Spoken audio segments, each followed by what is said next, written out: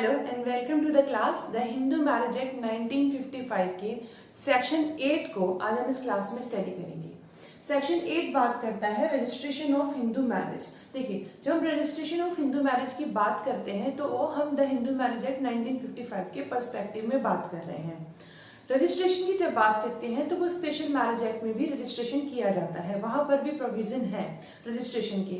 लेकिन the special marriage act और Hindu marriage act 1955 में डिफरेंस है। क्या डिफरेंस है? द हिंदू मैरिज एक्ट सिर्फ हिंदू के बीच में होने वाली शादी के रजिस्ट्रेशन की बात करता है, जबकि स्पेशल मैरिज एक्ट दूसरे रिलीजन में जो इंटर रिलीजन जब शादी हो रही है उसकी भी बात करता है। जब हमने यहाँ पे रजिस्ट्रेशन की बात की हिंदू मैरिज में, तो वहां पर जो शादी हो रही है हिंदू मैरिज के अकॉर्डिंग हो रही है, और स्पेशल मैरिज एक्ट में हिंदू रिलीजन के अकॉर्डिंग ही वो इंटर रिलीजन है, तो दोनों में से किसी भी रिलीजन के कस्टम जो होंगे फॉलो करके शादी की जा रही है। द हिंदू मैरिज एक्ट के रजिस्ट्रेशन का जो इफेक्ट होगा वो कैसे होगा? जब हम सक्सेशन की बात करेंगे, उत्तराधिकार की बात करेंगे, प्रॉपर्टी की बात करेंगे, तो वहां पर हिंदू सक्सेशन एक्ट एप्लीकेबल होगा अगर registration the Hindu marriage act 1955 के सेक्शन 8 के अकॉर्डिंग हुआ है तो। लेकिन अगर स्पेशल मैरिज एक्ट के अकॉर्डिंग रजिस्ट्रेशन हुआ है तब वहां पर इंडियन सक्सेशन एक्ट चलेगा। अब देखिए, मेरी बात सुनिएगा। अब अगर आप सोचें कि अगर दो हिंदू के बीच में शादी हो रही हो, स्पेशल मैरिज एक्ट में क्या रजिस्टर नहीं करा सकते? बिल्कुल करा सकते हैं। कोर्ट मैरिज पर रजिस्टर बिल्कुल करा सकते हैं, लेकिन वहां पर इंडियन सक्सेशन एक्ट चलेगा, वहां पर हिंदू सक्सेशन एक्ट नहीं चलेगा। मीन्स अगर कोई ऐसी प्रॉपर्टी है जो कि कॉर्पोरेट प्रॉपर्टी है, ज्वाइंट प्रॉपर्टी है, ज्वाइंट हिंदू प्रॉपर्टी है, तो वहां पर लेने का अधिकार नहीं होगा अगर मैरिज रजिस्ट्रेशन करा दी जाती है यहाँ पर स्पेशल मैरिज एक्ट के अकॉर्डिंग इंडियन सक्सेशन एक्ट, क्योंकि वहां एप्लीकेबल होगा। लेकिन अगर हिंदू मैरिज एक्ट के अकॉर्डिंग रजिस्ट्रेशन होता है तो वहां पर हिंदू सक्सेशन एक्ट चलेगा, तो कॉर्पोरेट प्रॉपर्टी पे भी अधिकार रहता है। तो दोनों में डिफरेंस ये है। आज हमने क्या बात करनी है? सिर्फ सेक्शन 8 की बात करनी है। तो सेक्शन 8 में जो सब सेक्शन है वो 5 दिए गए हैं। सब सेक्शन 1 सबसे पहले बोलता है, पर्पस की बात करता है कि सेक्शन 8 का पर्पस क्या है। बोल रहे हैं टू फैसिलिटेट द प्रूफ, कि ये बताने के लिए कि कुछ जो है प्रूफ के तौर पे होना चाहिए। क्या किस लिए होना चाहिए? कि हाँ, एक शादी हुई है, किसके बीच में? दो लोगों के बीच में हुई है, दो पार्टीज के बीच में हुई है जो कि हिंदू रिलीजन को फॉलो करते हैं। शादी हुई है। सेक्शन 5 की जो कंडीशन है, एसेंशियल एलिमेंट्स, उनको फॉलो करते हुए हुई है। सेक्शन 7 जो सेरेमनीज की बात करता है, उसको फॉलो करते हुए शादी हुई है। उसके प्रूफ को किया जा सकता है एक रजिस्ट्रेशन करा करके। कैसे? प्रूफ को पुख्ता किया जा सकता है, प्रूफ किया जा सकता है अगर रजिस्ट्रेशन किया गया हुआ है तो इसीलिए सबसेक्शन 1 ये बोलता है कि स्टेट गवर्नमेंट में मेक रूल्स। अब देखो, सबसेक्शन 1 ने जो बोला, जब 1955 में एक्ट आया था कि स्टेट गवर्नमेंट रूल्स बना सकती है रजिस्ट्रेशन के लिए। लेकिन सीमा वर्सेस अश्विनी कुमार 2006 का केस, जो कि सबको पता ही है, लैंडमार्क केस है। हमारा Hindu marriage act section 8 registration का है, उसका लैंडमार्क केस है सीमा वर्सेस अश्विनी कुमार 2006 का, जिसमें सुप्रीम कोर्ट ने इसको मैंडेटरी कर दिया कि अब रजिस्ट्रेशन तो किया ही जाएगा। और ये भी बोला, जब ये केस जो हेल्ड हुआ था, जब इसके दिशा निर्देश आए थे, डायरेक्शंस आई थी, तो ये भी बोला कि विद इन 3 मंथ्स, 3 महीने के अंदर अंदर हर स्टेट गवर्नमेंट को प्रोसीजर बनाना पड़ेगा कि किस तरीके से रजिस्ट्रेशन कराया जाएगा उनके अपने स्टेट में। तो पहले तो मे मेक रूल्स, लेकिन अभी कंपलसरी है, मैंडेटरी है, हर स्टेट गवर्नमेंट को रजिस्ट्रेशन के रूल्स बनाने हैं, यानी है हर स्टेट में रजिस्ट्रेशन के रूल्स, और उस रूल्स को फॉलो करते हुए क्या किया जाएगा? हिंदू मैरिज को रजिस्टर किया जाएगा।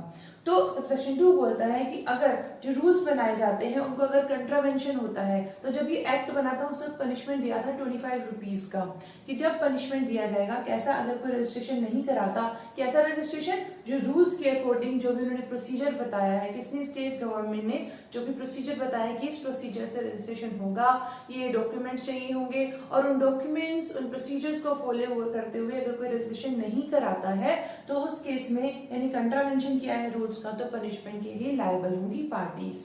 फिर सबसेक्शन 3 ये बोलता है, rule shall be laid before the state legislature. जब स्टेट गवर्नमेंट रूल्स बना लेगी तो वो स्टेट लेजिस्लेचर के पास में उसको लेकर के जाएंगे और वहां पे रखे जाएंगे कि देखिए कि हमने जो रूल्स बनाए हैं किसके? रजिस्ट्रेशन के लिए। द हिंदू मैरिज रजिस्टर की बात करी सेक्शन 4 सबसेक्शन 4 में, ये बोला गया कि हिंदू मैरिज को रजिस्टर कैसे कराया जाएगा? रजिस्ट्रार के पास किया जाएगा। तो अब जब पहले क्या होता था, डिस्ट्रिक्ट कोर्ट में रजिस्ट्रार होते थे, अब क्या पर जन सुविधा केंद्र में भी ये काम होता है। रजिस्ट्रेशन कराया जाता है इसका, द हिंदू मैरिज का नोडल ऑफिसर करते हैं। तो रजिस्टर कराने के बाद यहाँ पर सबसेक्शन 4 ने बोला, बहुत इंपॉर्टेंट है हमारे लिए सबसेक्शन 4, क्योंकि यहाँ पर ये बताया गया सबसेक्शन 4 में कि जब भी कोई मैरिज है रजिस्टर करा ली जाती है तो वो कैसे होता है, रजिस्ट्रार में उसकी एंट्री हो जाती है। जो रजिस्टर है द हिंदू मैरिज का जो रजिस्टर होता है रजिस्ट्रार के पास जो होता है उसमें उसकी एंट्री हो जाती है। किसकी, मैरिज की एंट्री हो गई। जब मैरिज की एंट्री होती है तो वो एक एविडेंस के तौर पे भी काम करती है, जो कि हमें बताया है इंडियन एविडेंस एक्ट में कुछ पब्लिक डॉक्यूमेंट होते हैं, उसमें जो सेक्शन 74 है उसके यहाँ पर प्रोविजन है, यानी कि वो जो यहाँ पर सर्टिफिकेट होगा, जो रजिस्टर होगा, जो यहाँ पर रजिस्टर हुई है मैरिज इस रजिस्टर में, वो एक पब्लिक डॉक्यूमेंट है, सेक्शन 74 इंडियन एविडेंस एक्ट। तो वहां पर कैसे काम करेगा, एक एविडेंस के तौर पे काम करेगा और वो एविडेंस एडमिसिबल होंगे। इसी तरीके से इंडियन एविडेंस एक्ट का ही सेक्शन 65E और सेक्शन 65 का क्लॉज एफ, दोनों क्लॉज ई और एफ जो सेकेंडरी एविडेंस को एडमिसिबल बताते हैं, वहां पर भी ये जो रजिस्टर कराया हुआ होगा सर्टिफिकेट रजिस्ट्रार के पास जो होगा वो भी कैसे होगा, एक एविडेंस के तौर पे एडमिसिबल होगा। फिर बताया वैलिडिटी नॉट अफेक्टेड। अच्छा, अगर ऐसा हो जाए कि रजिस्टर नहीं कराएगा, देखिए रजिस्टर की जब हम बात करते हैं कि रजिस्ट्रेशन कराना कंपलसरी है तो वो रजिस्ट्रेशन कितने टाइम बाद भी करा सकते हैं, ठीक है। अब रजिस्ट्रेशन कराना तो कंपलसरी है, लेकिन अब 5 साल बाद कब कराते हैं, रजिस्ट्रेशन करा लीजिए, ये तो इम्पोर्टेंट ही है, क्योंकि हर लीगल फॉर्मेलिटीज में हस्बैंड एंड वाइफ का जो प्रूफ होगा कि आप हस्बैंड एंड वाइफ हैं, तो उसके लिए क्या होना जरूरी है, रजिस्ट्रेशन सर्टिफिकेट होना जरूरी है। तो बोल रहे हैं कि अगर कभी कभी ऐसा हो कि किसी वजह से नहीं करा पाते रजिस्टर, तो क्या होगा, क्या वो मैरिज वैलिड नहीं रहेगी। मैरिज की वैलिडिटी पे रजिस्ट्रेशन से कोई फर्क नहीं पड़ता है, मैरिज वैलिड रहती है, बशर्ते सेक्शन 5 की सारी कंडीशंस पूरी हुई हो। सेक्शन 7 जो की बात करता है सेरेमनीज की, लास्ट क्लास में भी अभी पढ़ा है, वो सेरेमनीज कंप्लीट हुई हो तो वो मैरिज जो होगी वैलिडेट होगी, वो रजिस्ट्रेशन ना होने से उसको वॉइड नहीं बताया जाएगा। तो ये सब सेक्शन 5 है जो सेक्शन 8 के दिए गए हैं। केस लो की तरफ आगे बढ़े, देखिए Vinay Nair and others versus corporation of Kochi 2006 का केस है। इस केस में क्या हुआ था, एक जो पेटिशनर्स थे, एक हस्बैंड एंड वाइफ, जो हस्बैंड था वो कैनेडा बोर्न था, कैनेडियन था, उसके पास कनाडा की नेशनैलिटी थी, तो जो यहाँ पे शादी कन्नौर डिस्ट्रिक्ट में हुई केरला में, वहां पर वो लड़की जो थी मतलब वाइफ वो तो कन्नौर डिस्ट्रिक्ट की हुई और जो हस्बैंड वो कनाडा का। तो रजिस्ट्रार ने मना कर दिया कि रजिस्ट्रेशन नहीं कराया जाएगा क्योंकि वो कैनेडियन नेशनैलिटी है उसके पास, तो वो यहाँ इंडियन नेशनैलिटी का व्यक्ति नहीं है, तो रजिस्ट्रेशन नहीं होगा। लेकिन ऑनरेबल हाई कोर्ट ने ये बोला कि ऐसा नहीं कर सकते, आप रजिस्ट्रेशन के लिए मना नहीं कर सकते, और कॉर्पोरेशन ऑफ कोची को बोला गया कि तुरंत ही इनकी मैरिज को रजिस्टर कराया जाए। एक व्यक्ति अगर कनाडा ओरिजिन का है तो ये बोल करके उसकी मैरिज को रजिस्टर करने से मना नहीं किया जा सकता, जबकि उसका दूसरी पार्टी यानी हस्बैंड और वाइफ कोई भी दूसरा स्पाउस जो है वो इंडिया में ही है और इंडिया में ही मैरिज को रजिस्टर कराना चाहते हैं, और वो हिंदू मैरिज एक्ट 1955 के अकॉर्डिंग उन्होंने सारे सेरेमनीज कंप्लीट की हैं, तो उनकी जो मैरिज है उसको रजिस्टर कराने से मना नहीं किया जा सकता। सीमा वर्सेस अश्विनी कुमार 2006, ये तो पता है, ये गाइडलाइंस जारी की गई कि मैंडेटरी है अब क्या करना, हर स्टेट गवर्नमेंट को रूल्स बनाना किसके रिगार्डिंग, हिंदू मैरिज को रजिस्टर कराने के रिगार्डिंग। इसके अलावा ये क्यों इंपॉर्टेंट हुआ, इसलिए इंपॉर्टेंट हुआ कि व्यक्ति दूसरी शादी करना ले और जो पहली व्यक्ति है जो पहली वैलिड मैरिज हुई है उसकी जो वाइफ है उसको मेंटेनेंस के लिए मना ना किया जाए, इसलिए रजिस्ट्रेशन कराना कंपलसरी है।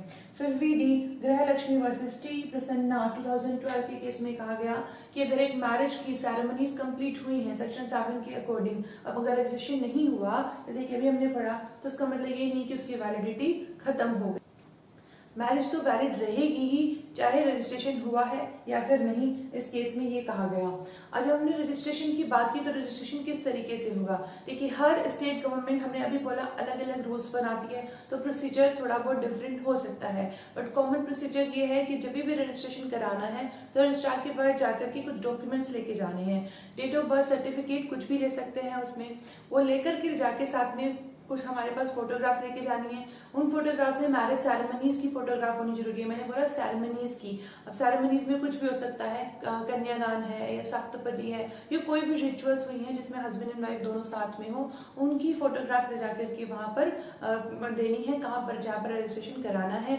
इसके साथ साथ इन्विटेशन कार्ड जो होगा शादी का इन्विटेशन कार्ड निमंत्रण पत्र वो भी साथ में जाएगा, और दोनों तरफ से विटनेसेस जाएंगे, गवाह जाएंगे, जैसे कहीं पर दोनों पार्टीज की तरफ से फादर या मदर फादर जाएंगे और वहां पर जाकर के उनका रजिस्ट्रेशन कराया जाएगा, साइन होगा और साइन होने के बाद में उनका सर्टिफिकेट इशू हो जाएगा और पासपोर्ट साइज कॉपी जाएगी दोनों हस्बैंड एंड वाइफ की। और उस पे क्योंकि वो जो पासपोर्ट उसकी उस सर्टिफिकेट पे आता है लिखा, उनकी जो फोटोग्राफ है वो लगी हुई आती है मैरिज सर्टिफिकेट पे, इसीलिए वो होना जरूरी है। और अगर दोनों में से एक पार्टी अगर डिवोर्सी है तो उस केस में क्या होगा, उनका जो पहले मैरिज का डिवोर्स का जो सर्टिफिकेट है वो भी साथ में अटैच्ड होगा। तो ये सारी चीजें रजिस्ट्रेशन के लिए मैंडेटरी है, ये तो सभी स्टेट्स में है ही। तो अभी हमने पढ़ लिया section 8 registration of Hindu marriage किस तरीके से होती है। आई होप आपको क्लियर होगा। Thank you so much for listening. Thanks lot. Keep learning and keep smiling.